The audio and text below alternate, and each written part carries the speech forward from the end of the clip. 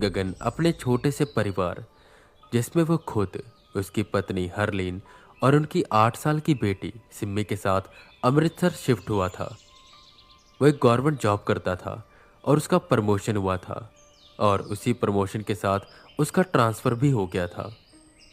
वो पहले मक्खू में रहता था अपनी जॉइंट फैमिली के साथ, पर अब अमृतसर में आ गया था। उसने अमृतसर में ही एक पुरानी हवेली खरीद ली थी। गगन एक अच्छी पोस्ट पर था, तो उसके पास पैसा अच्छा खासा था और वो हवेली काफ़ी सस्ते दाम में मिल रही थी।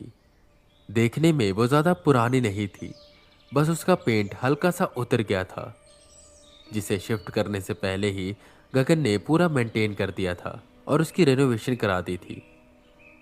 उस हवेली के पीछे एक बगीचा सा था, जिसमें अब झाड़ियाँ काफ़ी थी और घास फूस बड़े हो गए थे। और उस बगीचे के बिल्कुल बीचों बीच एक कुआं था, जिसे बंद किया हुआ था।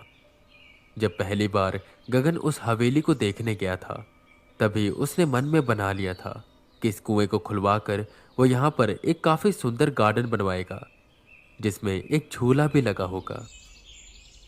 इस हवेली को पाकर वो काफ़ी खुश था।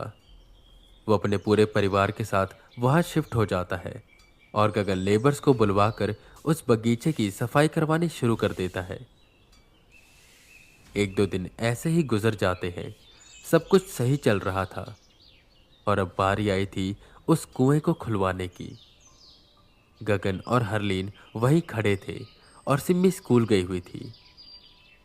कुएं को जिस लकड़ी से बंद किया गया था, वो पूरी तरह गल गया था और उस लकड़ी में एक लाल धागा भी बंधा हुआ था, जो कि हल्का सा खराब हो गया था और उधड़ सा गया था। लोग भी ना कितना अंधविश्वास करते हैं। देखो, कुएं के ऊपर धागा बांध रखा है। गगन ने कहा। सरदार जी, क्या करें, हटा दें? लेबर ने पूछा। हाँ हाँ, हटा दो और इस कुएं को साफ करके बिल्कुल नया बना दो, गगन ने कहा। जिस पर उन लेबर्स ने उस आधी गली लकड़ी को तोड़ दिया और उस धागे को निकाल फेंका। उस लकड़ी के हटते ही जैसे ही कुआं खुला, अंदर से एक अजीब सी भड़ास बाहर आई। एक अजीब सी बदबू जो हवा में घुल गई और गायब हो गई। गगन ने कुएं के अंदर देखा। उसमें पानी अभी भी भरा हुआ था। हरलीन, इसमें तो पानी भरा हुआ है। पता नहीं इस हवेली के मालिक ने इसे बंद क्यों करवा दिया था। हरलीन ने भी आगे बढ़कर देखा, तो ना जाने क्यों हरलीन को उस कुएं में से एक अजीब सी फीलिंग आने लगी और ये फीलिंग काफ़ी नेगेटिव थी। उसे ऐसा एहसास हो रहा था कि जैसे इस कुएं के अंदर काफ़ी दर्द है, काफ़ी चीखें हैं जो इसके अंदर छुपी हुई हैं। खैर, उसने ये सब बातें गगन को नहीं बताई और हाँ में सिर हिलाया। अब गगन और हरलीन अंदर चले गए और कुर्सी पर बैठकर चाय पीने लगे कि तभी उतनी देर में सिम्मी आ गई। आ गया मेरा पुत्र। अच्छा सिम्मी, मेरी बात सुनो। वो गार्डन में कुआं है ना, हमने उसे खुलवा दिया है, पर तुम उस कुएं के पास बिल्कुल भी नहीं जाओगी। जितना दूर हो सके तुम उतना दूर रहोगी, ठीक है? गगन ने कहा, जिस पर सिम्मी ने हाँ में सिर हिलाया। सरदार जी, पूरा काम हो गया। कुएं को बिल्कुल अच्छे से साफ कर दिया है, पर आपसे एक बात करनी थी, एक लेबर अंदर आते हुए बोला। गगन ने चाय का कप नीचे रखा और कहा, हाँ बताओ, क्या बात करनी है? वो सरदार जी, जब हम कुआं साफ कर रहे थे ना, तो उसके अंदर गए थे। उसके अंदर दीवारों पर ना खून लगा हुआ है और खरोचों के निशान हैं। सरदार जी, मुझे कुछ ठीक नहीं लग रहा। ये सुन गगन हंसने लगा और कहने लगा, ओए शुदाई हो गया तू, क्या बात कर रहा है? अंदर अंधेरा होगा, वो खून नहीं काई होगी। कुछ भी बात कर रहा है। ये पकड़ पैसे और जा यहां से। गगन ने उन्हें पैसे दिए और वो लेबर्स वहां से चले गए। गगन अकेले उस कुएं के पास खड़ा था और उस पानी की ओर देख रहा था जो कि काफी साफ लग रहा था। गगन ने आसपास देखा तो उसका गार्डन अब काफी सुंदर लग रहा था। खैर, यहाँ वहाँ घूमने के बाद वो अंदर आ गया और आराम से बैठ गया। पर जब से वो कुआं खोला था तब से हरलीन को काफी नेगेटिव फील हो रहा था। ऐसी फीलिंग उसे कभी भी नहीं आई थी। बार बार उसे ऐसा लग रहा था कि कुछ बुरा होने वाला है और वो इससे काफी डर रही थी। ऐसे ही करते करते शाम हुई। सिम्मी गार्डन में खेल रही थी। उसके पापा ने उसे कुएं के पास जाने से मना किया था, तो वो कुएं से कुछ दूरी बनाकर अपना आराम से खेल रही थी कि उसे एक आवाज सुनाई दी।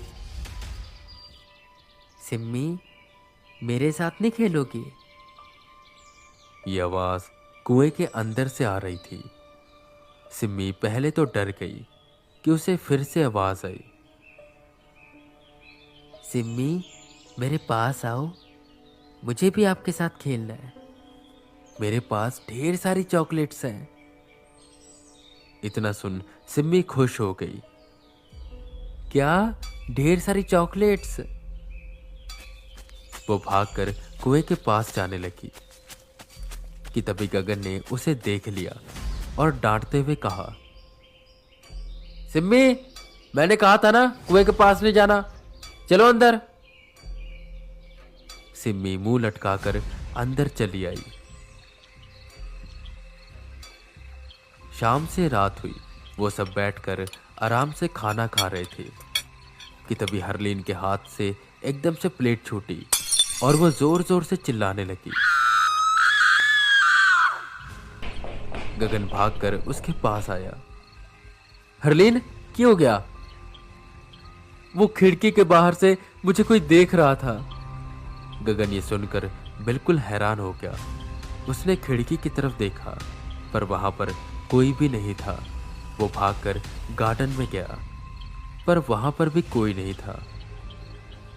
गगन ने वापस आते हुए खिड़की दरवाजे अच्छे से बंद कर दिए और हरलीन से कहा कि तुम डरो मत, ये तुम्हारा वहम होगा।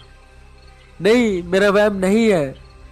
सच में वहां पर कोई औरत खड़ी थी जिसकी चमड़ी पूरी गली हुई थी और वो मेरी ओर देखते हुए अजीब तरीके से मुस्कुरा रही थी।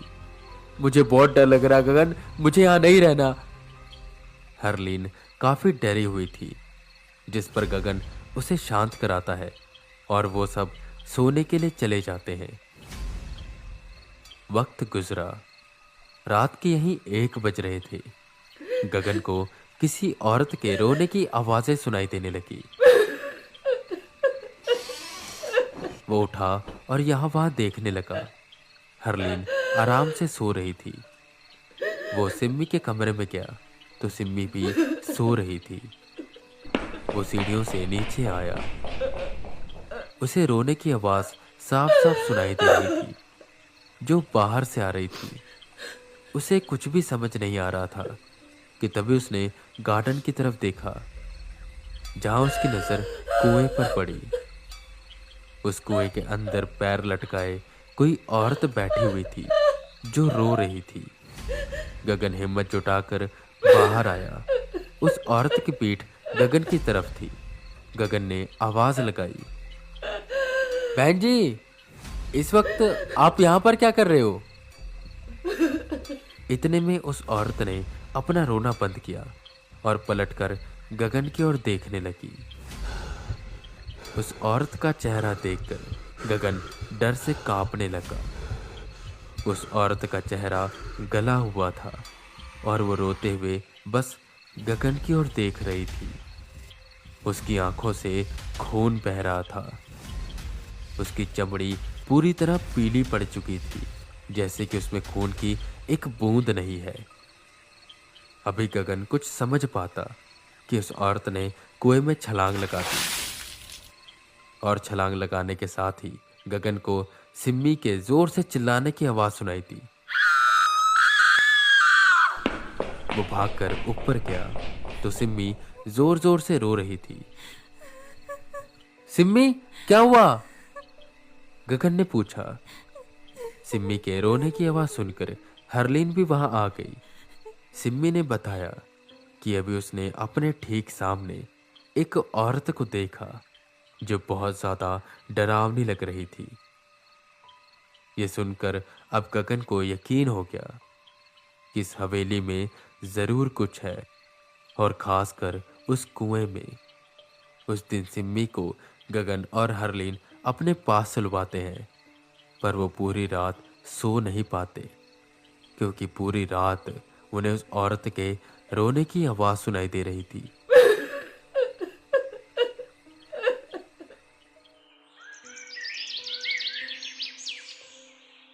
अगले दिन की सुबह होते ही उन्होंने सबसे पहले पंडित जी को बुलवाया। हालांकि गगन इसके खिलाफ था, पर हरलीन ने उसे फोर्स किया तो वो मान गया। घर के अंदर आते ही पंडित जी ने कह दिया, इस हवेली के अंदर आते ही मुझे एक शक्तिशाली नकारात्मक ताकत का एहसास हो रहा है। उस ताकत ने 3 लोगों की जान ली है और वो बहुत सालों से यहां पर कैद है, और वो बहुत शक्तिशाली है। बस इतना सुनने की देर भर थी। गगन ने सीधा उसको फोन मिलाया जिसने उसे ये हवेली दिलवाई थी। वो गगन को कुछ बताने के लिए तैयार नहीं था, पर जब गगन ने उसे धमकियां दी और अपनी पोस्ट का रौब दिखाया तो उसने उस हवेली की सारी सच्चाई बताई। हाँ, उस हवेली की एक कहानी है। पहले तो मुझे लगा कि ये सब बस वहम होगा या लोगों द्वारा बनाई कोई कहानी होगी, पर अगर आप ये सब बातें बता रहे हो मुझे तो शायद वो कहानी सच थी। वो कहानी ऐसे थी कि इस हवेली के जो मालिक थे उनका नाम था रंजीत। वो काफी रईस आदमी थे। उनकी पत्नी का देहांत काफी समय पहले हो गया था। वो अपने बेटे के साथ उस हवेली में रहते थे। उनके बेटे का नाम था अमरजीत, जो एक अय्याश लड़का था। एक रात की बात है, रंजीत अपने किसी दोस्त के बेटे की शादी में गए हुए थे और अमरजीत हवेली में रुककर दारू पी रहा था। तभी उनके दरवाजे पर किसी ने स्कूल की छुट्टी हो चुकी थी और सब बच्चे जा चुके थे। अब बस स्कूल में टीचर्स और नया जॉइंट पियोन राजेश ही था। कह रही थी कि राजेश, उसकी मम्मी जिसे की अभी तबीयत कल ही काफी दार्जिलिंग खराब के है विक्टोरिया और बॉय स्कूल उन्हें में अस्पताल पियोन का लेकर काम जाना मिला था। पड़ेगा। उस स्कूल काफी नौकरानी की बड़ा लड़की था तो काफी उसका काम सुंदर भी थी बहुत ज्यादा और होता उसकी था। सुंदरता पर वक्त से अमरजीत सब चले जाते थे मंत्रमुग्ध हो गया। और बस पियोन ही नशे उस की स्कूल में हालत वो अकेला पहले बचता से ही था। था।